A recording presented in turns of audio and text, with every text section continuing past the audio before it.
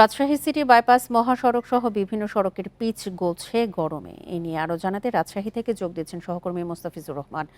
মোস্তাফিজ, গরমে পিচ গলছে কোথায় কোথায়, সঠিক মানের কাজ হলে কি রক্ষা পেত কিনা এইসব সড়ক? আর আরেকটি বিষয় জানাবেন, যেহেতু এক্ষেত্রে দুর্ঘটনার ঝুঁকি বাড়ছে, সেক্ষেত্রে সড়ক মহাসড়ক বিভাগ থেকে কি কোনো উদ্যোগ নেওয়া হচ্ছে কিনা?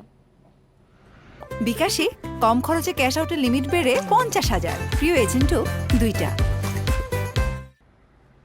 দেখুন, রাজশাহীতে গেল কয়েকদিন ধরে তীব্র তাপদাহ যাচ্ছে, অর্থাৎ তাপমাত্রা 40 ডিগ্রির উপরেই কিন্তু অতিবাহিত হচ্ছে। এবং আজকে এখন সকাল এই 10টা নাগাদ রাজশাহী যে আবহাওয়া অধিদপ্তর তার তথ্য বলছে যে এখন প্রায় 38 ডিগ্রি সেলসিয়াস এই মুহূর্তে কিন্তু অতিবাহিত হচ্ছে রাজশাহী অঞ্চলে।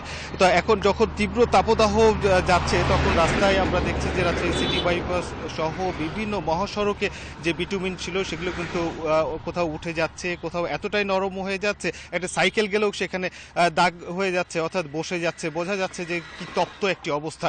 ঠিক এখানে আমরা কথা বলেছিলাম যে রুয়েটের যে প্রকৌশল প্রযুক্তি বিশ্ববিদ্যালয়ে যে অধ্যাপক রয়েছেন তাদের সঙ্গে কথা বলেছিলাম। তারা যে বিষয়টি বলছিলেন যে মূলত নিম্নমানের বিটুমিন ব্যবহার করার কারণেই কিন্তু এটি হয়েছে। কারণ রাজশাহী অঞ্চল বা উত্তর অঞ্চলে 40 বা 42 ডিগ্রি সেলসিয়াস এটা অনেক বেশি অনুভূত হতে পারে, কিন্তু যদি আমরা এই ওয়েস্টার্ন কান্ট্রির দিকে চলে যাই, অর্থাৎ সৌদি আরবের কথা বলি, আবুধাবির কথা বলি, সেইখানে কিন্তু আরও বেশি উত্তপ্ত হয়ে থাকে।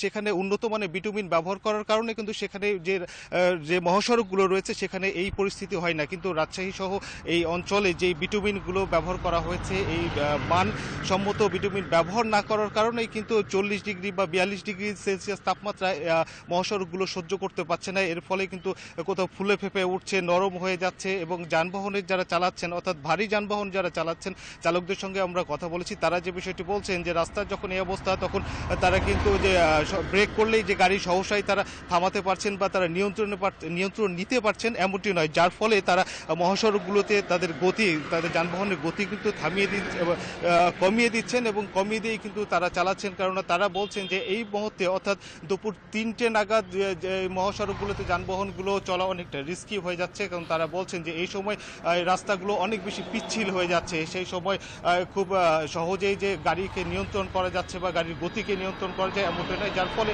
যারা চালকরা রয়েছেন তারা কিন্তু বারবারই একটি কথা বলছেন যে এই সময় যে আবহাওয়া, এতে কিন্তু যানবাহনের সড়ক দুর্ঘটনার ঝুঁকি কিন্তু বেড়ে যাচ্ছে। রাজশাহী থেকে জানাচ্ছিলেন আমাদের সহকর্মী মোস্তাফিজুর রহমান।